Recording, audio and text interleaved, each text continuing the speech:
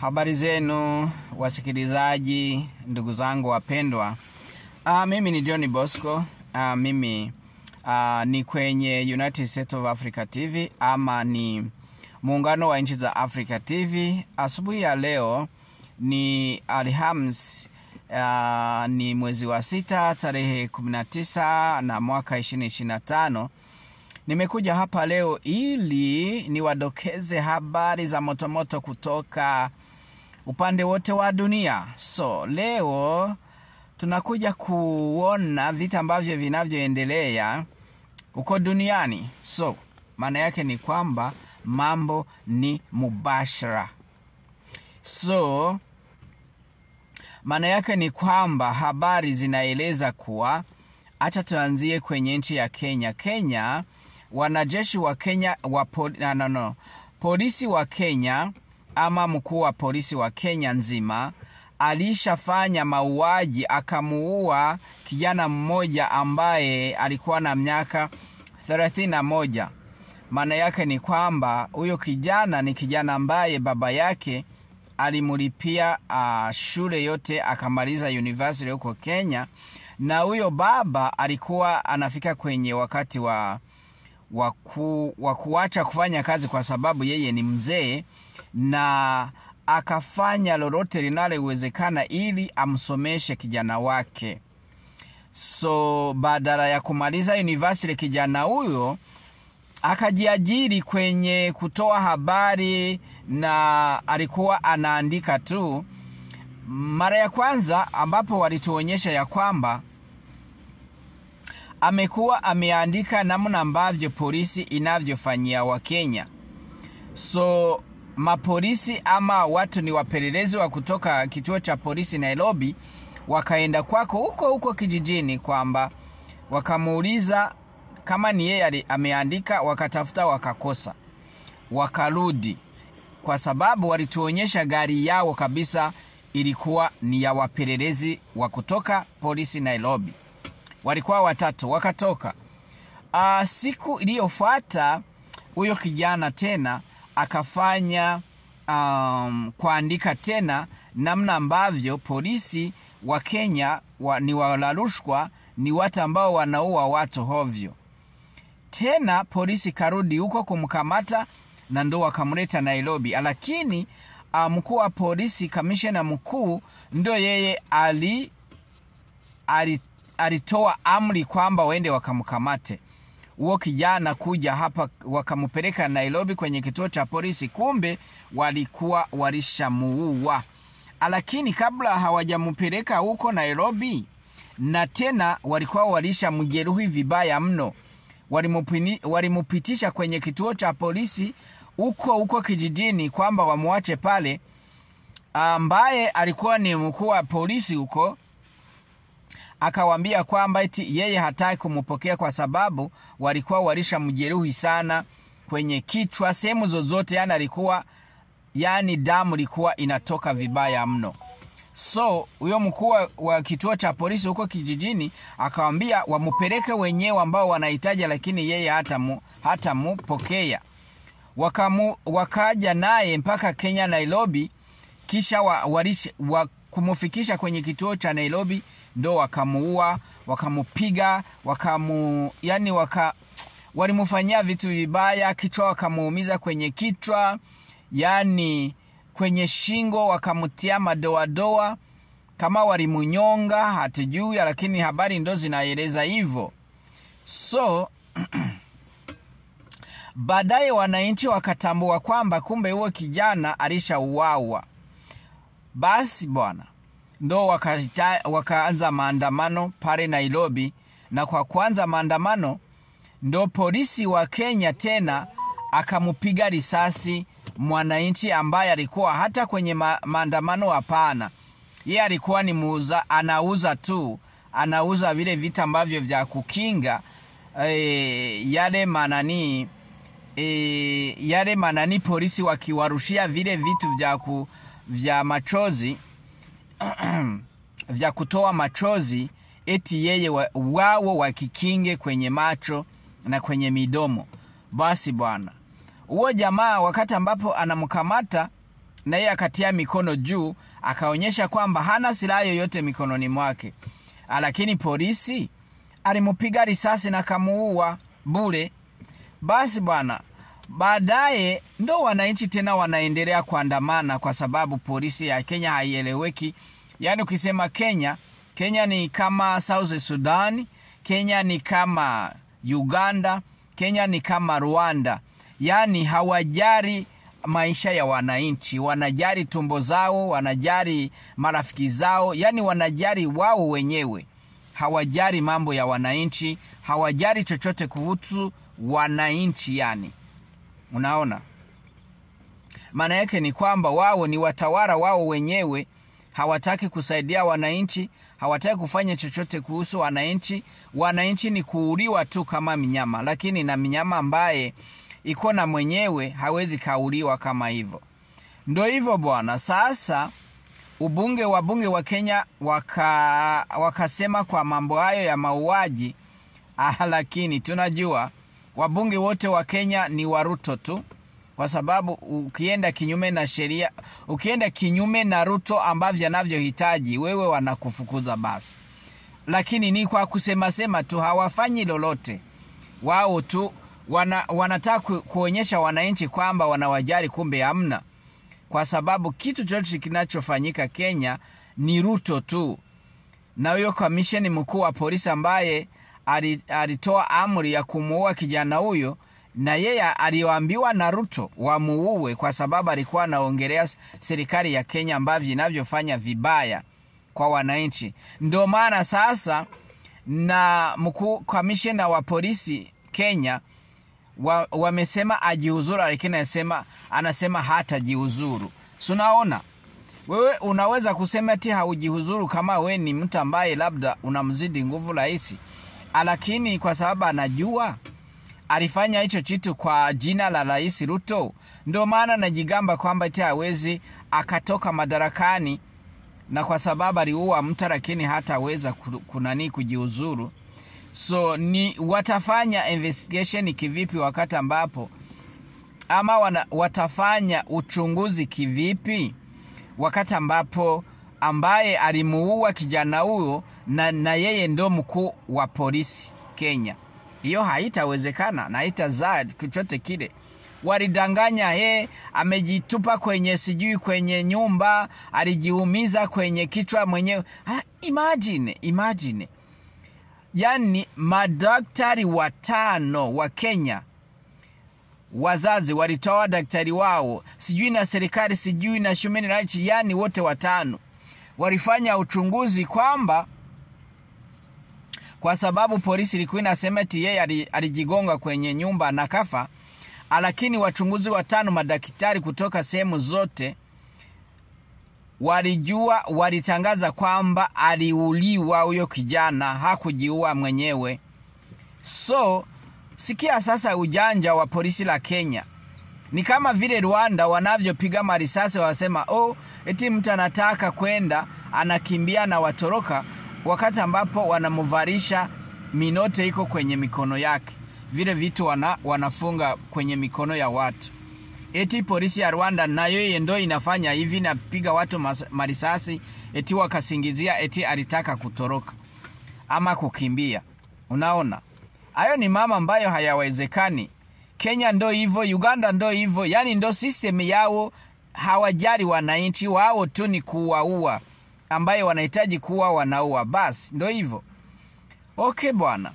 Sasa Kenya ndo maana maandamano yanaendelea hivyo kwa sababu ya kumuua huo kijana ambaye alikuwa amemaliza university na amekuwa amejiajiri mpaka sasa hivi. Mzazi wake, baba yake ni mzee, alikuwa anategemea mwana wake ama mwanae atamsaidia kwa sababu alikuwa ameanza kazi.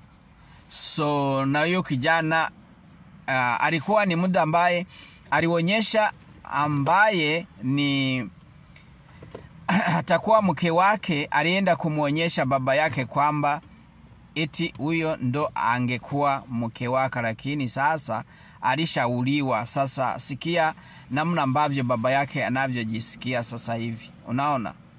So kuanzia hapo uona sasa ambavyo alimulipia hela, alifanya kazi ngumu ili mwanae asome, lakini mwishowe uona polisi imemuua.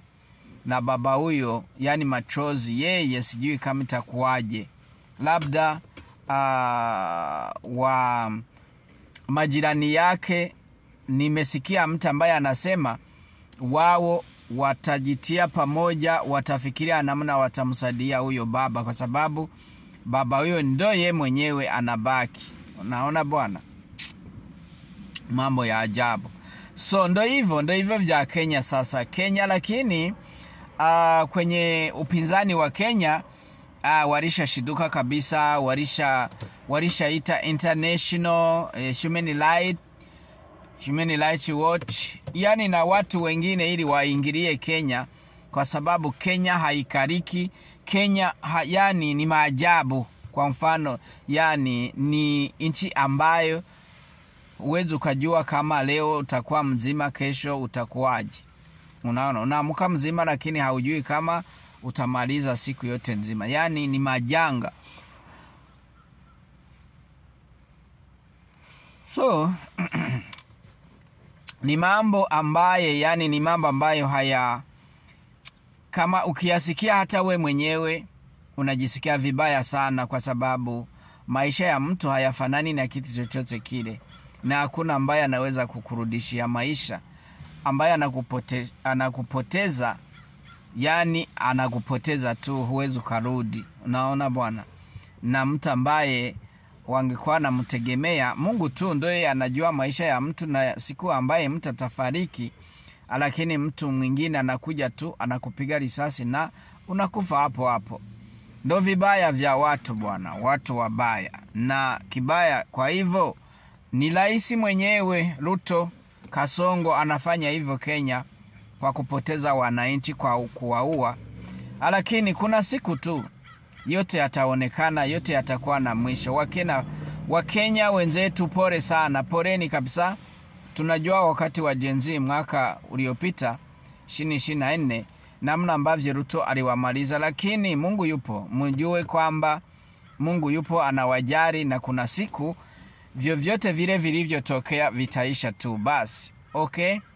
Poleni wa Kenya wenzetu, tunawapa pole kabisa. Tunajua namna wakati mubaya mnaopitia sasa hivi kwa sababu ya government ya Ruto, lakini Mungu yuko nanyi. Msijali tu, lakini mjipambanie. Ninyi sio kama Wanyarwanda. Kizuri cha Wakenya, ninyi ni wazuri tu, mnajipambania. Munakufa, lakini munakufa mkiwa munapambania ukweli wenu. Sio kama Wanyarwanda. Wanyarwanda wanakaa tu, hawajipambanii. Labda wanasubiri sijui kama Mungu atatoka mbinguni aje wapambanie wenyewe, sijui. Mungu anasema we uko na nini na mimi nikuongezee, ama we uko na nini na mimi nikusaidie. Mungu sasa hata kuja tu atokee pale hivyo. Anakuuliza we una nini, na kisha mimi nikusaidie, nikuongezee. Ndio hivyo bwana. Wakenya muendelee kujipambania, na Mungu yuko nanyi kabisa. Mungu atawalinda. Huyo shetani ambaye anawaua atatoka kabisa, atatoka kwenye utawala wake. Hakuna kitu ambacho kinaanza na kisipokuwa na mwisho. Ndio hivyo bwana. Poleni sana wa Kenya wenzetu. Tuende Tanzania. Tanzania habari ni mubashara, habari ni motomoto kabisa.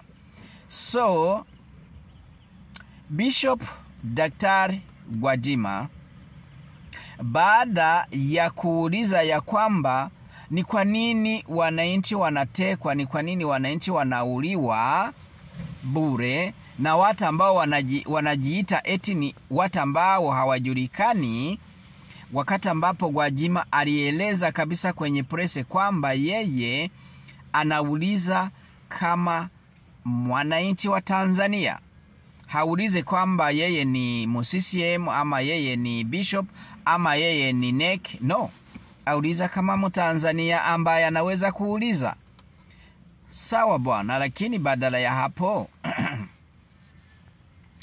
munisikia habari ya kwamba namna ambavyo Rais Samia Suluhu Hassan, mheshimiwa wa Jamhuri wa Muungano wa nchi ya Tanzania, yeye alisema kabisa kwenye kinywa chake kwamba waache Gwajimanization, wawatie nyuma. Watu kama Gwajimanization wawacheni. Unaona bwana? Hicho ni kitu ambacho sicho kitu kizuri ambacho mtu ambaye kama rais wa nchi anaweza kusema. Kwa sababu ni watu wangapi utakao usema? Kwa sababu kila mtu atasema, kila mtu ana haki ya kuongea. Na Gwajima aliita press kwa sababu yeye ni kama mwananchi na ana uhuru wa kuongea na kueleza wananchi. Lakini Mheshimiwa Suluhu Hassan, rais wa Jamhuri ya Muungano wa Tanzania, yeye amemkashifu vibaya sana. Basi bwana, baada ya mambo hayo yote aliyotokea, ndo rais akafunga kanisa la Gwajima. Na Gwajima daktari ana makanisa kama 2,000 ama kuzidi. Na kizuri cha Gwajima mimi na mkubali ni kwamba kanisa lake silo ambalo linatoka kwenye wazungu. Hapana, ni kanisa ambalo yeye mwenyewe ameunda mwenyewe. Unaona? Mimi ndo hicho namkubalia kabisa. Watu wengine wanaingia kwenye makanisa kutoka Ulaya, Marekani, sijui wapi, wa Asia. No, sio hivyo. Gwajima ni mtu ambaye kabisa iko, mimi namkubali kabisa. Nimeisha waambia. Siwezi nikawaficha. Gwajima yani mimi namkubali 100% kwa sababu ni mtu ambaye amejifikiria kabla ya kufanya kitu. Sawa? Ni Waafrika wangapi ama watu wa Afrika ambao waliunda kanisa lao? Ambao najua ni Daktari Bishop Gwajima, na ambaye najua ni rais aliyekuwa rais wa Burundi Pierre Nkurunziza, ya hayati Pierre Nkurunziza, na mke wake Pastor Denise Nkurunziza, ndo waliunda kanisa lao la Afrika. Lao wenyewe au watu wawili. Unaona bwana? Makanisa mengine natoka sehemu zozote zile za Ulaya, za wapi, sijui kama wamerogwa kivipi. Unaona bwana? Ndio maana na mimi mwenyewe, na mimi ni Bishop Daktari John Bosco Nilandekura, na mimi nitaunda kanisa langu. Unajua, nitaunda kanisa langu na ninalo, lakini sinaweza nikasema kwamba hapa haliwezi likafanya kazi kwa sababu fulani. Unaona bwana? Kwa sababu huwezi ukachanganya maji na mafuta. Ndio hicho naweza nikasema. So anyway, Gwajima sasa rais anachukua hatua mbaya mno ya kumfungia kanisa kabisa, kwa sababu waliuliza Premier Minister wa Tanzania, anasema kwamba kama ni waziri, wanauliza ni waziri waziri wa mambo ya ndani Tanzania, anasema kanisa lenu halikufungwa. Wameenda mahakamani nasema kwamba kanisa lenu halikufungwa. Sasa wakasema sawa, kama halikufungwa acha tuende kuomba. Kufika kule Jumapili wanakuta polisi iko pale na bado hawajatoa ile mikanda ya walizungusha pale kwenye kanisa. So, wanajiuliza sasa, mbona mnatuambia hamkufunga kanisa? Mbona sasa polisi wako pale, mambo yakoje? Unaona? Yani kuna kuzungukana nyuma. Unaona, waliuliza wakasema hamkufungiwa kanisa, lakini sio pale tu ni nchi yote nzima. Kwa sababu ya mheshimiwa rais ndio yeye amefunga. Akimaliza anaita polisi, nenda mkazunguke kanisa lote zake nchini yote, nchini kote Tanzania. Na ndio maana wako katikati, hawajua watafanyaje.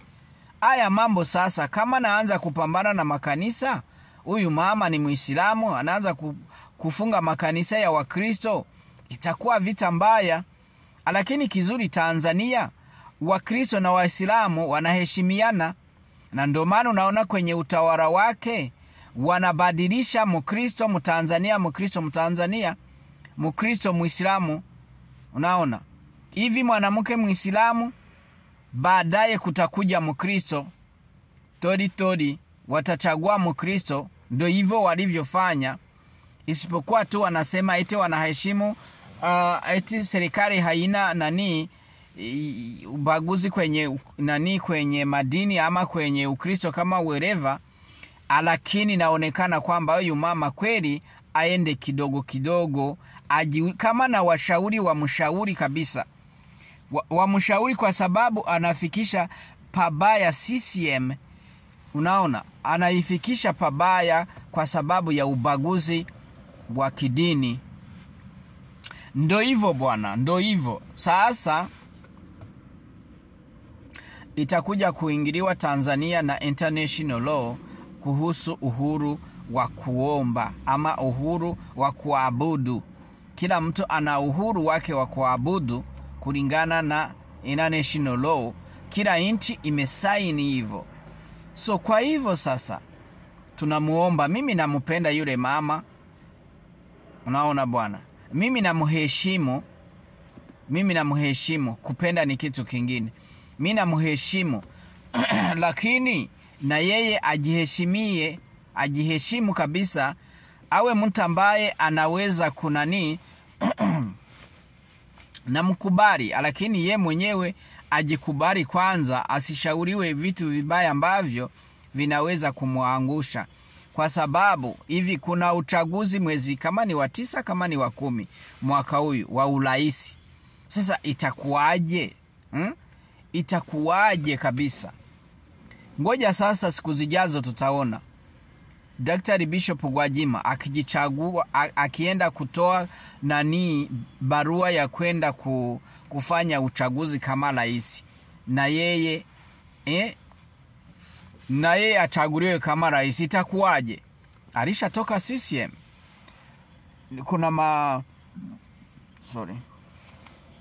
Kuna mambo machache niko nasikia eti ameenda kwenye Wazalendo Act. Wazalendo Act ni kile chama ambacho ni mkuu wacho ni kijana ama ni mwanaume ambaye anatoka Kigoma. Ya jina lake ndo silikumbuke vizuri, lakini na yeye namuona. Yeye anatokea Kigoma. Act Wazalendo ndo habari fununu ambazo zinazoeleza hivyo kwamba Dr. Bishop Gwajima anaingia kwenye Wazalendo Act. Ngoja sasa tutaona. Na yeye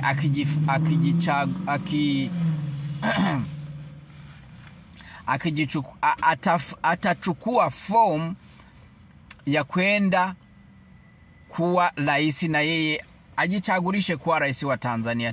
Tuone kama itakuwaje, kwa sababu ni mambo ambayo ni mambo ambayo ya kusikitisha kabisa, kwamba CCM inagawanyika. Sio vizuri kabisa, sio sawa. Tunajua CCM sawa, ina muda wa kutawala, lakini wasije wakajichanganya. Haya mambo huyu mama anafanya ya kuonea makanisa ya Wakristo, atakuja kumgharimu kwenye uchaguzi kabisa, na hicho kitakuwa kikwazo chake kibaya mno. Unaona bwana, kitakuwa kikwazo kibaya mno kwake kwenye meeting ama kwenye kwenda kuuzisha sera zao. Unaona bwana, kutaibuka kitu cha ajabu Tanzania. Kwa mfano, Dr. Bishop Gwajima ni mfano tu, ataenda kuuza sera zake za kisiasa kutokana na Magufuli. Ngoja uone sasa. Yeye atajitambulisha kama Magufuli kabisa. Mimi najua hiyo, naijua vizuri sana, kwa sababu Gwajima ni mtu ambaye ana sera kama za Magufuli. Sasa yeye ataenda kusema kwamba yeye atakuja ni Magufuli tena. Najua watamuunga mkono watu wengi sana. Sasa atafanyaje rais? Watawaua watu ama watafanyaje? Najua watawaua ama itakuwaje? Sasa hapo ndo mambo yatakuwa bala. Na ujue Chadema iko pale. Chadema inaweza kusema okay bwana, ili tushinde uchaguzi, hata Daktari Gwajima tumupatie masauti yetu. Unaona? Najua Gwajima na watu wengi naye. Sasa na Chadema inaweza kumpa masauti yake. Unaweza kufanya kitu fulani cha muungano. Unaona? Sasa CCM sitaenda chini kweli. Lakini namjua Gwajima, yani lengo lake si ya kutia chini CCM, hapana. Lengo lake ni la kupambania wa Tanzania na nchi ya Tanzania, kwa sababu ana maono mazuri kuhusu Tanzania. Kwa sababu Gwajima sio mula rushwa, sio nini. Yeye ni mtu ambaye ana moyo wa kupigania Tanzania na Watanzania. Kwa hiyo na kila Mtanzania ana uhuru wowote wa kupigania nchi yake, na ndo maana itakuwa vibaya kwenye CCM. Na mule ndani kwenye CCM kuna ambao hawampendi huyu mama ambavyo anafanya, hawampendi kabisa, na walishaonyesha kwamba kwa sababu kwa kumupitisha kwake kwamba awanie kuwa rais hawakupenda. Walisema kulikuwa na upendeleo. Ndo maana yake sasa Daktari Gwajima yani akichukua fomu, si mnaona kama ataenda kushinda bwana. Atashinda kwa sababu Chadema yenyewe nayo itampatia kura zake. Kisha Daktari Gwajima awe rais wa Tanzania. Najua na kiwa Tanzania, mkuu wa Tanzania, namjua atabadilisha hata polisi. Yani polisi, askari jeshi, yani atawabadilisha, watakuwa wazima. Hata wanafanya hivyo, lakini watakuja kufanya vizuri kwenye utawala wa Gwajima, kwa sababu anajua shida iko wapi. Ndo maana yake sasa alishaelewa, na wengi walishamueleza shida zao. Polisi akiwa na mshahara kidogo aweza kufanya kazi, na ambaye unampa kazi ya kufanya upelelezi mkuu wa nchi tena kwa sababu labda amepambania kuwa mzalendo, na yeye unamtoa. So ndo hicho bwana, alieleza mambo mengi na watu wakuelewa, walishaelewa, na ndo maana watu wanampenda Gwajima, kwa sababu ni mtu ambaye ni kweli ni kama Magufuli. Acha tuseme hivyo, ni kama Daktari Magufuli. So kwa hiyo itakuwa vizuri afanye sera yake, lakini aseme ndo Magufuli amerudi kabisa. Ndo Magufuli wa kufanya Tanzania iwe imara kama vile Magufuli alivyokuwa rais. So itakuwa ni sera nzuri. Mnajua kwenye Magufuli watu wengi walikuwa nasema mimi nakuja kama Magufuli. Kila mtu anajifanya kama Magufuli. Na ndo hivyo Ruto alikuwa anajifanya eti yeye ni kama Magufuli, lakini ni mwizi, ni muuaji, ni nini, anafanya kila kitu chote. Lakini tunajua Daktari Bishop Gwajima atakuwa hofu ya Mungu na tatawala watu vizuri sana, kwa sababu atakuwa amepatia utawala kutoka kwa Mungu kabisa. Na asiache kama alivyosema, eti watu wengi wanasema eti siasa ni mchezo mchafu. No. Gwajima, usiache, nenda kachukua fomu ambaye itakuruhusu kuwania kuwa rais wa Tanzania. Mimi ni Murundi tu, lakini nakuunga mkono kabisa Gwajima. Fanya hivyo. Fanya hivyo kabisa, kwa sababu tulishaona mambo mengi alishaharibika. Mambo mengi Tanzania alishaharibika kabisa. Siwezi nikayaongelea, lakini Warundi sisi tunapenda Tanzania na Tanzania inapenda Warundi. So kwa hiyo tunahitaji ushirikiano na uhaki kwa wananchi kabisa, kuwa na haki yoyote ya kuwa na uhai wao bila kuuawa, bila kufanya nini, bila kutekwa, mambo kama hayo. Mbona kwenye muhula mbona kwenye muhula wa rais hayati Magufuli, mbona mambo hayo hayakuwepo? Mbona hakuna utekaji ulikuwepo? Hawa wote wanasema sijui ni wa panya lord, wamekuja kwa hii serikali ya huyo mama. Kwenye utawala wa rais Magufuli hakuna kitu cha ujinga. Unaona bwana, alikuwa amewakomesha kabisa. Hata wala rushwa vigogo wote weka ndani, lipa hela za serikali. Lakini sasa hivi ni kama sijui ni nini kinachotokea. Anyway, siku ya leo nitakuja kuongelea mambo ya Israel na Iraki kwa sababu muda wangu ni kidogo, nina dakika 30 tu na ndo nimezimaliza. Hata Kongo sikuongelea, nimeongelea Kenya na Tanzania, lakini sio vibaya, ni lazima tufafanue na tueleze mambo namna alivyo. Wandugu zangu ambao mnanisikiliza mkiwa Afrika, Australia, Canada, Amerikani, kila sehemu yoyote, Ulaya, yani munifanyie hesabu kisha mtupatie maono yenu ili tuendelee kuboresha habari zetu za kuchangamsha kila mtu. Kwa hiyo asanteni sana. Kama nilivyosema, leo ni mwezi wa 6 tarehe 19 mwaka 2025.